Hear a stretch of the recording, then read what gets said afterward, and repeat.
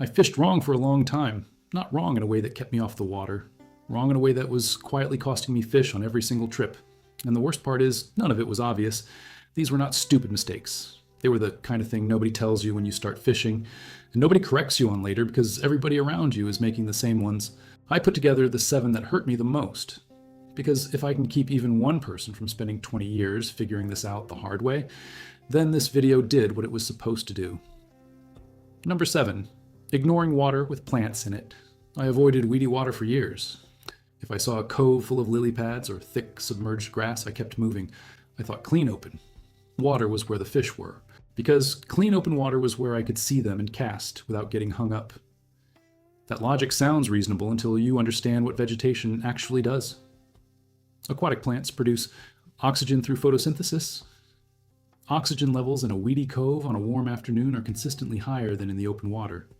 20 yards away, higher oxygen means more active fish. The vegetation also provides cover for bait fish, which means largemouth and crappie sit at the edge of that grass line, waiting for bait fish to move out of the cover and into open water. The weedy cove I kept avoiding was not empty water. It was a feeding station with a roof on it. I started fishing the outside edge of vegetation lines instead of open water. And my catch rate in the first 2 months changed more than anything else I had tried. The fish were always there. I just kept driving past them looking for cleaner water. Number 6. Tackle that is too heavy for what you are actually fishing. I used the same medium heavy rod and 12-pound line for everything when I started. It made sense to me at the time. Heavier gear felt more serious. It felt like I was ready for anything. What I was actually doing was broadcasting a warning to every crappie and bluegill. Within 20 feet of my bait, lighter species feel the resistance of heavy line during the approach. They mouth the bait and reject it before you ever feel the bite. I was getting hits I did not know were hits. When I switched to 6-pound line for crappie and light panfish presentations, I started feeling the rod load on fish that had been stealing my bait clean for years.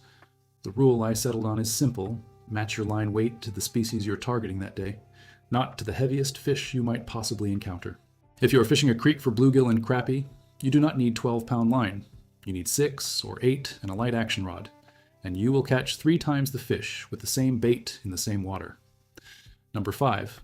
Rod tip pointed at the bait during the retrieve. This one is embarrassing because it took me a long time to see it. I used to retrieve with my rod tip low and pointed almost straight at the lure. It looked like I was tracking the bait through the water. And what I was actually doing was removing all my hook setting leverage. When a fish strikes and your rod is already pointed at the lure, you have maybe 6 inches of sweep before the rod is fully loaded. 6 inches is not enough to drive a hook through the jaw of a largemouth. You miss the fish, or worse, you get a light hook set that comes undone during the fight. The rod tip should be at roughly the 10 o'clock position during the retrieve. Angle up and slightly to the side. When the fish hits, you sweep from 10 o'clock to 12 o'clock. That full arc of sweep generates enough force to set the hook cleanly. I lost fish for years on what I thought were bad hook sets or dull hooks. It was neither. It was a rod angle problem I could have fixed in 10 seconds. Number 4. Buying bait recommendations from pros who fish different water. This one is subtle, and it took me a long time to understand it. I used to watch tournament coverage and write down every bait the top finishers mentioned. Then I would go buy those exact baits and fish them on my local water, and they would produce nothing.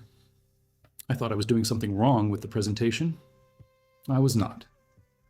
The problem was that a tournament pro fishing a highland reservoir in Tennessee is not fishing anything like a small Midwestern river lake.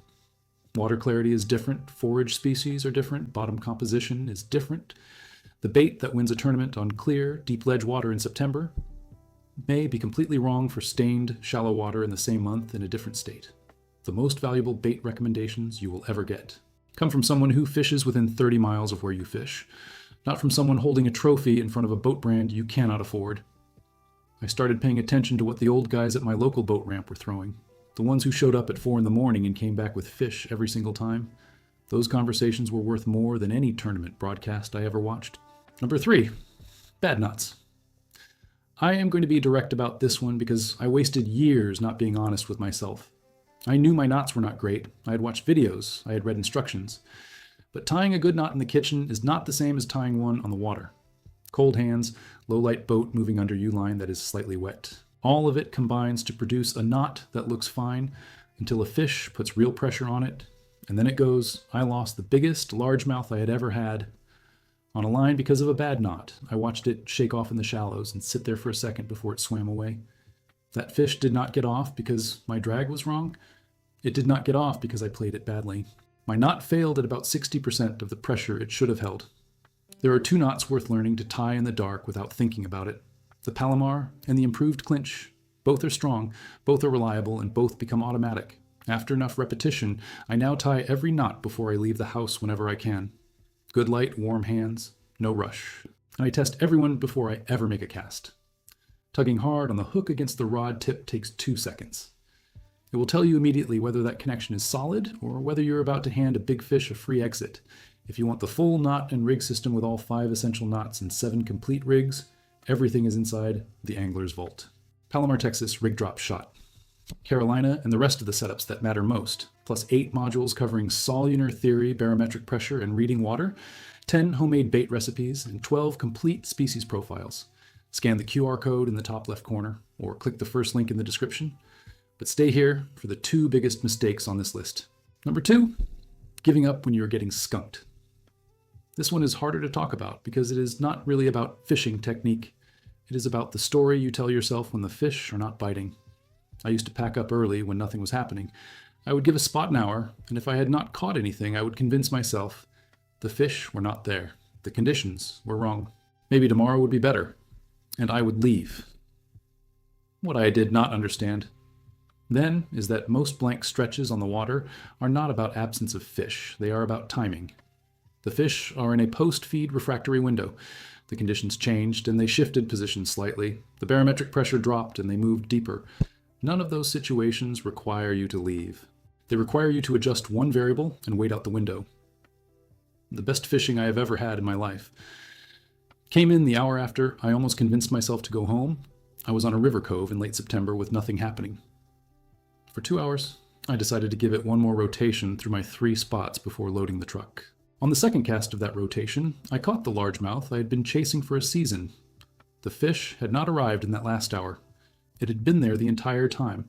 I just had not shown up at the right moment of its feeding cycle before that cast.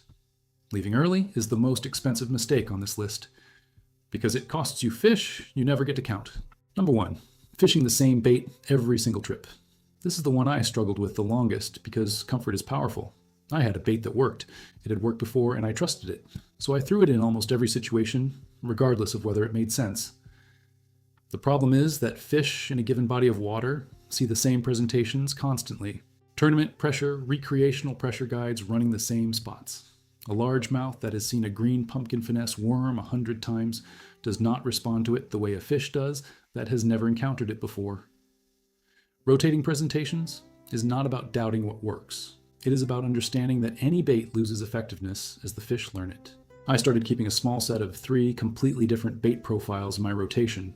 Something that moves water aggressively, something that sits near the bottom with minimal action, something that mimics injured bait fish on the surface or just below it. 3 different feeding triggers, 3 different depth zones, 3 different sensory inputs for the fish. When one presentation stops producing, I shift to the next one. And more often than not, the fish that ignored the first presentation responds to the second or third within a few casts. I wasted a lot of seasons throwing the same bait into water that had already learned it. The answer was not a better version of the same thing. It was something entirely different. These 7 mistakes cost me more fish than I want to calculate, but fixing them did not require new gear or a more expensive setup. It required paying attention to things I had been ignoring and being honest about habits I had been comfortable with for too long. If you want the full system that covers everything in this video and more, inside the angler's vault, there are 8 complete modules. Solunar theory, barometric pressure, water temperature, reading water without electronics, 10 fatal mistakes, 10 homemade bait recipes, and 12 full species profiles. Scan the QR code in the top left corner or click the first link in the description. The complete system is inside the angler's vault.